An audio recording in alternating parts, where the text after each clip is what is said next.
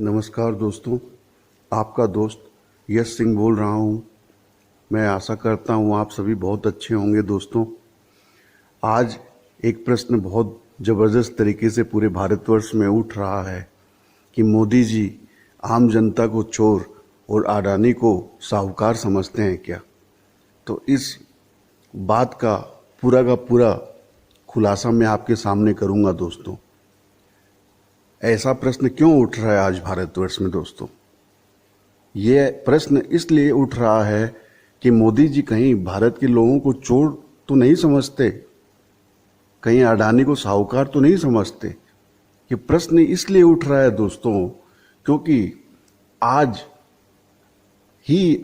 ही ऐसा खुलासा हुआ है कि 7 जुलाई को धीरे से जीएसटी काउंसिल की बैठक किए बगैर मोदी सरकार ने एक पीएमएलए कानून में संशोधन कर दिया है।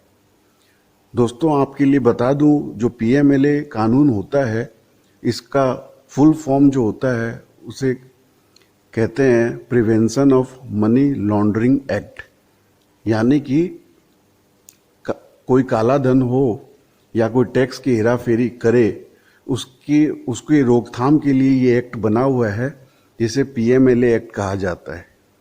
अब दोस्तों, ये बड़ा चुपचाप से मोदी सरकार ने 7 जुलाई को जो है जीएसटी काउंसिल की बैठक ठीक से ना किए बगैर ही जो है पीएमएलए एक्ट के अंदर संशोधन कर दिया।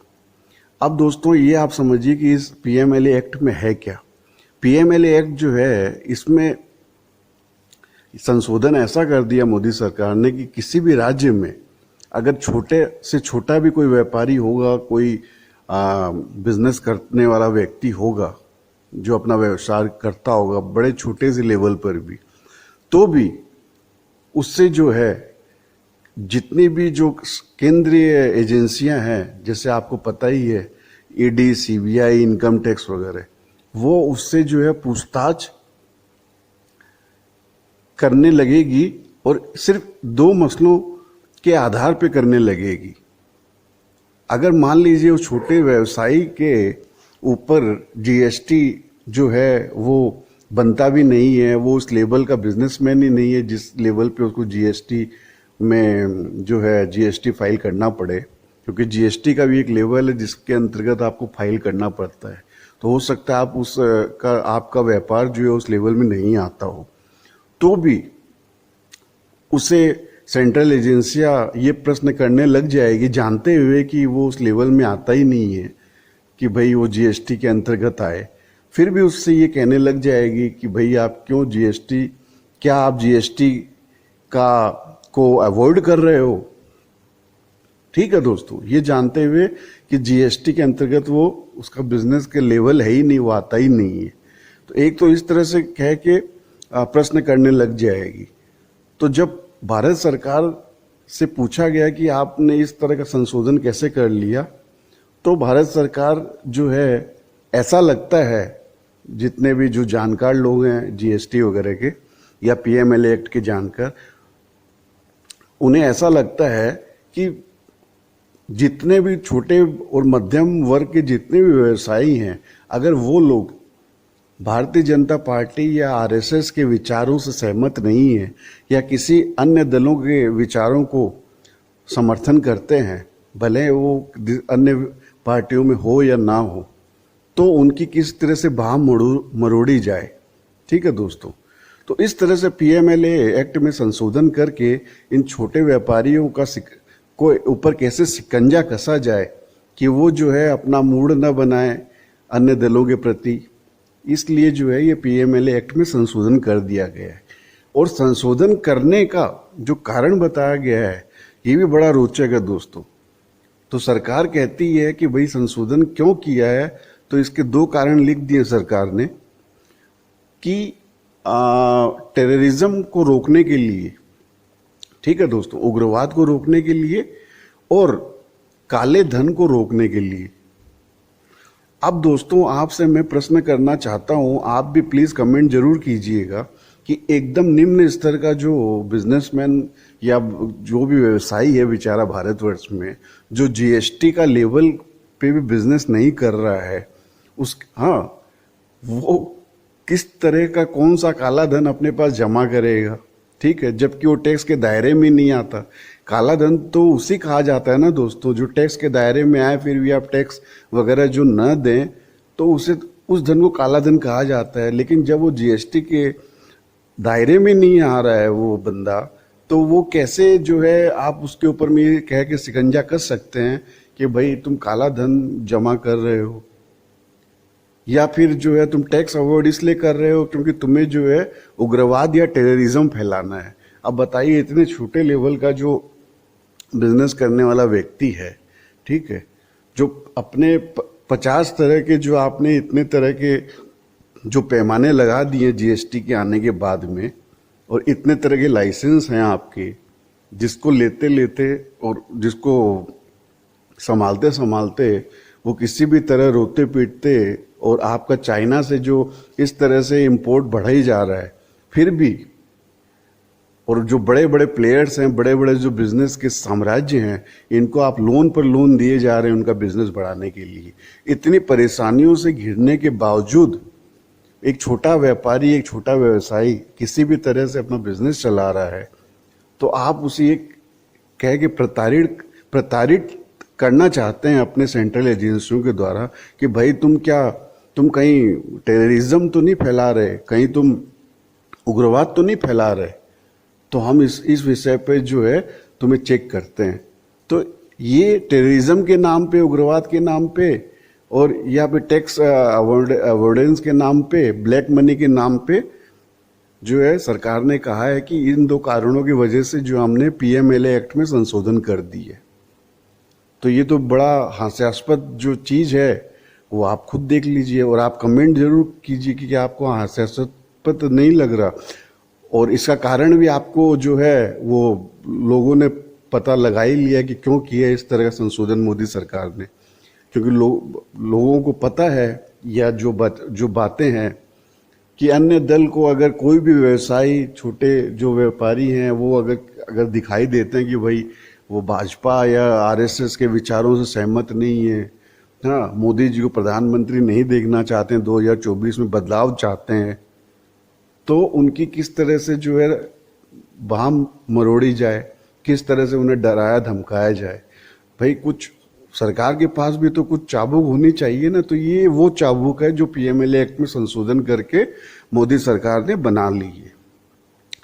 इसलिए जो है, इस कारणवश ये पहला अभी नया कारण आया है जिसकी वजह से ये कहा जा रहा है कि आम जनता जो है वो मोदी जी को चोर दिखाई देती है और अडानी जी साहूकार दिखाई देते हैं। तो पहला तो ये पॉइंट हुआ। दूसरा, और कई कारण है जिसके वजह से जनता ये कहती है कि भारत की जनता मोदी जी को चोर दिखाई देती है और अडानी जी उनको साहूकार दिखाई देते हैं।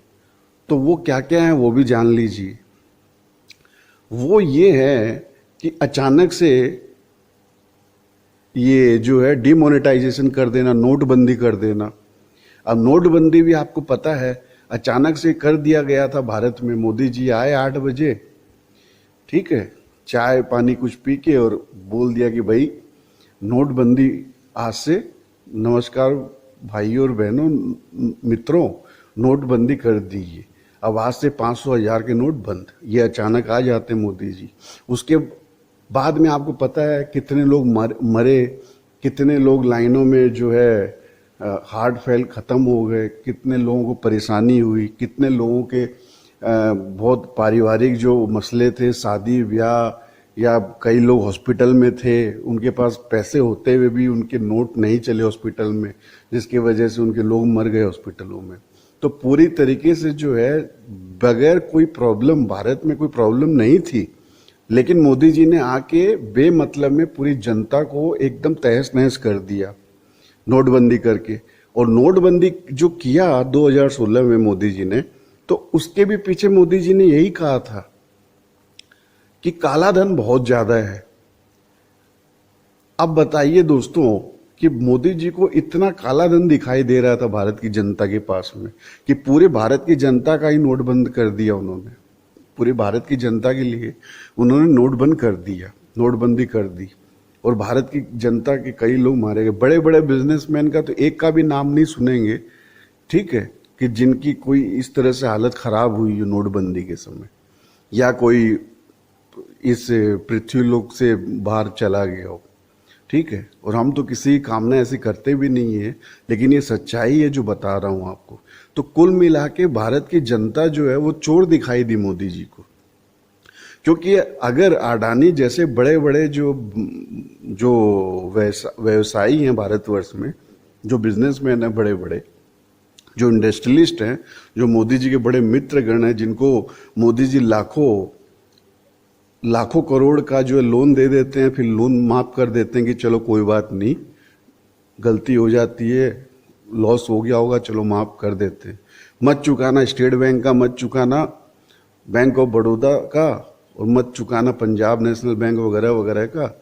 और भाई अगर तुम भारत से बाहर भी जाना चाहते हो तो भाई ठीक है, देख लो, चले जाओ, और भारत में तो हम संभाल लेंगे। और वापस जो है उसे लेके आने की भी कोई प्रक्रिया आज तक तो मित्रों को समझ में नहीं आती। आपको पता ही है, न नीरव मोदी आया, न मेहुल चोकसी आया उसका मामा, और न ललित मोदी आया, न कोई आया। बल्कि जो राहुल गांधी जी अगर नाम लेते हैं और प्रश्न करते हैं मोदी जी से कि मोदी जी ये सारे भारत से भागने वाले जो है मोदी सरनेम के क्यों होते हैं, तो राहुल गांधी पर ही केस लगा दो, उनको 2 साल की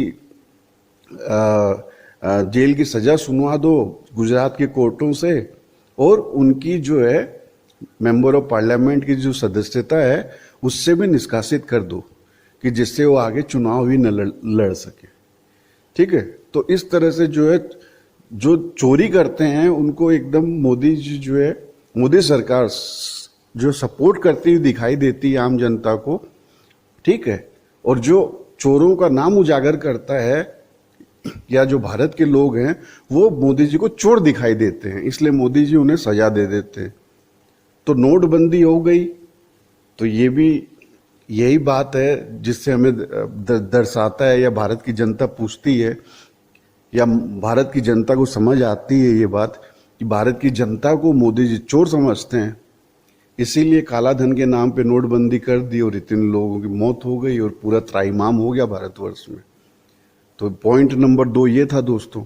और तीसरा नंबर पॉइंट ये था कि अचानक उठा के मोदी जी ने जीएसटी लगा डाला। अब जीएसटी लगा दिया भारतवर्ष में, क्यों? क्योंकि वो चाहते थे कि जितने भी बिजनेस छोटे जो ये हैं व्यवसायी हैं भारतवर्ष में, वो मोदी जी को चोर लगते थे, इसीलिए उन्होंने कहा कि जीएसटी लगेगा, सब जीएसटी के दायरे में आ जाओ। क्योंकि उन्हें ये लगता था मोदी जी को कि बहुत सारे जो छोटे व्यवसायी जो हैं, बहुत सारे मीडियम लेवल व्यवसायी जो भी हैं, वो जो है टैक्स की जो चोरी करते हैं, सेल्स टैक्स वगैरह की, जबकि भारत के अंदर में ऐसा मजबूत कानून चालू से ही ऑलरेडी था। वीएटी वैल्यू एडेड टैक्स था, हाँ, सेल्स टैक्स जो है वो, इनकम टैक्स, इस तरीके से चारों तरफ से इस तरीके से चारों खाने से इस तरह से पकड़ थी सरकार की कि ऐसा टैक्स को अवॉइड करना उस जमाने में भी बड़ा मुश्किल था किसी भी व्यक्ति के लिए। लेकिन इसके बावजूद मोदी जी को ऐसा लगा कि भारत के व्यवसायी, भारत की आम जनता, भारत के छोटे मोटे जो नागरिक जो भी धंधा वगैरह छोटा मोटा करके अपना जी रहे हैं, वो सारे चोर हैं। इसीलिए मोदी जी ने जीएसटी जो है भारत के ऊपर में थोप डाली। और वो कैसी जीएसटी थोप डाली थी वो आपको भी पता है आज तक, जिसकी पार जो है आज तक भारत के व्यवसायी, भारत की जनता नहीं पा सके हैं। और कैसे जीएसटी ठोक डाली वो भी आपको पता है। इतना बड़ा टैक्स, 28% का टैक्स चीजों पे लग गया है। आज हर चीज महंगी कर दी है। और तो और खाने की ब्रेड, दूध, छाछ, दही जो टैक्स के से बाहर थी पहले सरकारों में, कि भाई आम जनता जो है वो भोजन जो कर सके, एक आम भोजन जो कर सके, उस पर उसके ऊपर टैक्स न लगाया जाए, ऐसा विचार था पहले की सरकारों का। उसे भी मोदी जी टैक्स के परिधि में लेके आ गए और जीएसटी के अंतर्गत लेके आ गए। मतलब कि भारत की जनता मोदी जी को चोर ही नहीं दिखाई देती है, भारत की जनता मोदी जी को पसंद भी कम आती है, इसीलिए कि भारत की जनता जी भी कैसे सके, इसलिए एकदम आम जीवन चलाने के लिए जो रोटी, दाल, चावल, दूध, दही, पनीर, ये सब कुछ जरूरी, कुछ मसले छोटी जो चीजें हैं जिसे खा के आदमी सांस भी ले सके, उस पर भी टैक्स की छाया ले आई आप। यानी कि आप जो है जीने के लिए भी बहुत, आपको जीवन भी बड़ा कष्टदायी लगे। तो मोदी जी को जो भारत की जनता चोर ही नहीं नजर आती, मोदी जी को बिल्कुल भारत की जनता पसंद नहीं है दोस्तों। इसलिए जो है इतनी ऐसी चीजों पे भी टैक्स लगा दिया अब मोदी जी ने, जिस पर कभी टैक्स नहीं लगाया। 70 साल भारत को आजादी पाए हुए हो गए।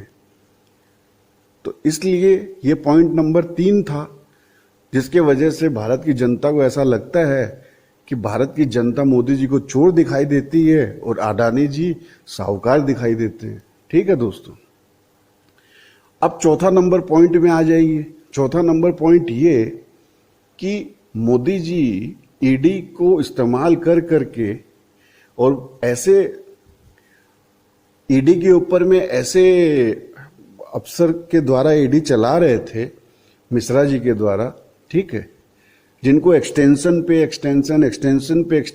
एक्सटेंशन दिए जा रहे थे कि भाई मिश्रा जी के अलावा ऐसा लगता था कि जैसे अगर मिश्रा जी अगर कहीं इधर उधर हो गए तो ईडी डिपार्टमेंट भारतवर्ष का बंद हो जाएगा। मतलब भारत की जो एक डिपार्टमेंट है, जो भारत का जो एक ऑर्गेनाइजेशन है, हाँ, एनफोर्समेंट डायरेक्टरेट जिसे हम कहते हैं ईडी शॉर्ट फॉर्म में, वो सिर्फ मिश्रा जी की वजह से ही चल रहा है। अगर वो ना रहे तो ईडी भी बंद हो जाएगी।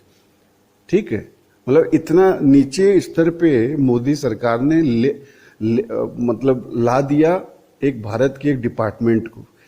ठीक है, ये तो वही बात हो गई कि आज भारतवर्ष, और वो तो मोदी जी ऐसा ला सकते हैं क्योंकि मोदी जी जो है ऐसा ही सोचते हैं, और मोदी जी नहीं, मोदी जी के जो अंधभक्त हैं वो भी ऐसा ही सोचते हैं दोस्तों, कि अगर मोदी जी अगर नहीं रहे तो भारत जो है चलना बंद हो जाएगा।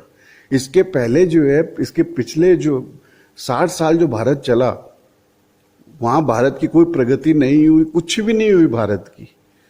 ठीक है दोस्तों, ये जितने भी लोग जो भारत में बैठ के अंधभक्त बने हुए फिरते हैं, मोदी जी को सपोर्ट करते हैं, वो पैदा उसी समय हुए हैं जब भारत में मोदी जी की सरकार नहीं थी। वो पढ़े, उन्होंने पढ़ाई की, लिखाई की, ठीक है, उन हॉस्पिटलों में वो पैदा हुए जो मोदी जी ने नहीं बनाए, उन रास्तों पे, सड़कों पे वो चले जो मोदी जी ने नहीं बनाई है, मोदी काल में नहीं बने, उन रेलगाड़ियों में, हाँ, उन स्कूलों में, उन कॉलेजों में पढ़े, उन सरकारी दफ्तरों में काम किया, सारा कुछ सरकार चली जो मोदी सरकार में नहीं बने हैं। ठीक है दोस्तों, इसके बावजूद इन अंधभक्तों को ऐसा लगता है कि अगर मोदी जी नहीं रहे तो भारत का क्या होगा, भारत तो चल ही नहीं सकता। तो ये तो इनका विचार है, और मोदी जी का भी ऐसा ही विचार है। वो भी शायद ऐसा ही सोचते हैं कि अगर वो नहीं रहे भारत के प्रधानमंत्री तो शायद भारत देश चलेगा ही नहीं। इसीलिए वो ऐसा विचार अपने जो अफसर हैं, उन मिश्रा जी जिनके अंतर्गत वो ईडी चलवाते थे, तो मोदी जी को ऐसा उनके लिए भी लगता था, मिश्रा जी के लिए भी, कि अगर मिश्रा जी नहीं रहे तो ईडी का डिपार्टमेंट के ताले लग जाएंगे, बंद हो जाएगा ईडी डिपार्टमेंट ही। तो ऐसा मोदी जी सोच सकते हैं, क्योंकि मोदी जी भी वैसा ही सोचते हैं, वैसे उनके अंधभक्त सोचते हैं, तो वैसा वो मिश्रा जी के लिए भी सोचते थे। लेकिन सुप्रीम कोर्ट तो भारत की सोचती नहीं है ऐसी, तो सुप्रीम कोर्ट ने तो उठा के बोल दिया कि भाई अब तीसरी बार जो एक्सटेंशन हुआ अब बहुत हो गया और ये असंवैधानिक है, इनको हटाइए और किसी और को लेके आइए। और सुप्रीम कोर्ट ने ये तक भी पूछ लिया कि क्या मिश्रा जी अगर नहीं रहेंगे ईडी के हेड तो क्या ईडी डिपार्टमेंट बंद हो जाएगा भारत का? तो कोई जवाब तो था नहीं मोदी सरकार के पास में। ठीक है दोस्तों, तो बात ये है कि मोदी सरकार जो है वो इन डिपार्टमेंट्स को रख के अपने ऐसे जो कहते हैं कि ऐसे लोगों के द्वारा इन्फोर्समेंट डायरेक्टरेट चलवा रही है, और भी कई सारे डिपार्टमेंट है जहाँ पे बहुत एक्सटेंशन पे बैठे हुए लोग हैं मोदी जी के द्वारा बैठाए हुए। तो जैसे कि आपकी जो है फॉरेन मिनिस्ट्री में भी ऐसे कुछ लोग हैं जो प्रिंसिपल सेक्रेटरी में एक्सटेंशन लेके बैठे हुए हैं।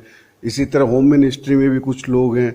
इसी तरह बहुत सारे डिपार्टमेंट्स में ऐसे लोग हैं जो मोदी जी की जो बात मान के चलने वाले लोग हैं, और मोदी जी के इशारे पे जो चलने वाले लोग हैं वो सब एक्सटेंशन लेकर बैठे हुए हैं आज की डेट में।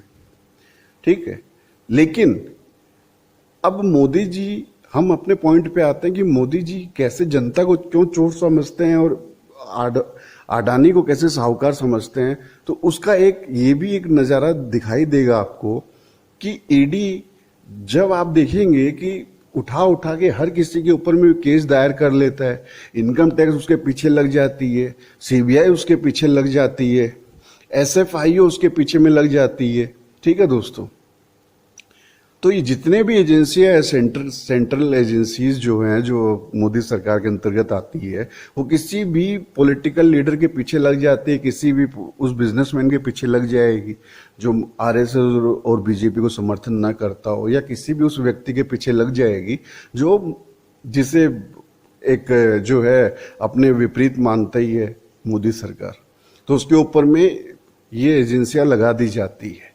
लेकिन भारत के लोग ये भी देख रहे हैं कि इतना बड़ा जो मामला हुआ, अडानी कांड जिसे कहा जाता है, ठीक है, हिंडनबर्ग रिसर्च रिपोर्ट आई जिसके आने के बाद में विश्व के बड़े बड़े बैंकों ने अडानी के बॉन्ड्स को लेना देना बंद करके रखा हुआ है आज की डेट में भी, आज की तारीख में भी। लेकिन आपने देखा कि एक भी केंद्रीय agency, ED, CBI, income tax, एक भी आपने देखा है सेंट्रल एजेंसीज जो अडानी के ऊपर में जो है धावा बोल दे, वहां रिसर्च करने लग जाए, वहां पता लगाने लग जाए कि भाई क्या घालमेल किया है इस अडानी ग्रुप ने। आपने देखा कभी दोस्तों? आपने नहीं देखा। क्यों? क्योंकि मोदी सरकार को अडानी जी जो है साहूकार लगते हैं। मोदी सरकार को लगता ही नहीं है कि अडानी ग्रुप जो है, अडानी कंपनी जो है, वो कहीं भी किसी भी तरीके से चोर हो।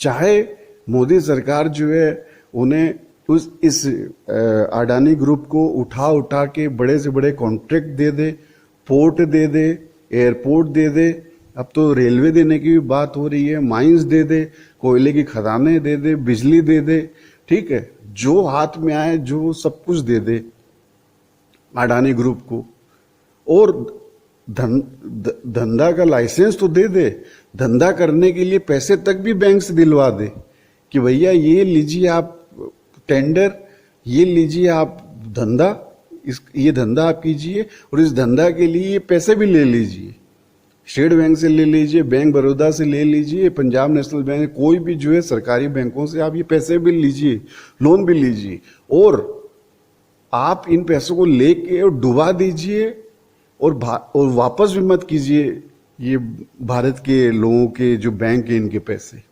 कोई दिक्कत वाली बात नहीं है। क्यों इतनी मेहरबानी? क्यों मोदी सरकार की तरफ से? क्यों?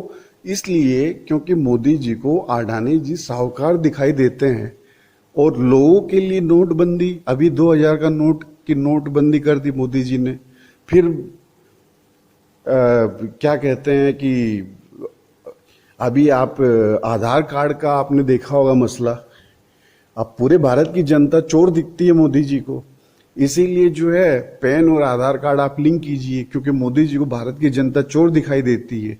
उन्हें ऐसा लग रहा है कि पैन और उन्होंने तो, मोदी सरकार ने तो कहा ही है कि आम जनता ने बहुत सारे पैन कार्ड बना लिए हैं, वो टैक्स चुराती है, इसलिए जो आधार से लिंक करना है। जबकि आधार कार्ड को सुप्रीम कोर्ट ने मान्यता जो है इतनी ही दी है कि बाकी जितने भी दस्तावेज हैं वो सब भी आधार कार्ड के बराबर मान्यता प्राप्त हैं, यानी कि आपका ड्राइविंग लाइसेंस भी उतना ही मान्यता प्राप्त है जितना आधार कार्ड, आपका वोटर कार्ड भी उतना ही मान्य होगा जितना आधार कार्ड, ठीक है। और सुप्रीम कोर्ट ने ये कहा कि आप कोई भी सरकार बाध्य नहीं कर सकती है भारत के नागरिक को कि वो आधार कार्ड बनवाए, ठीक है।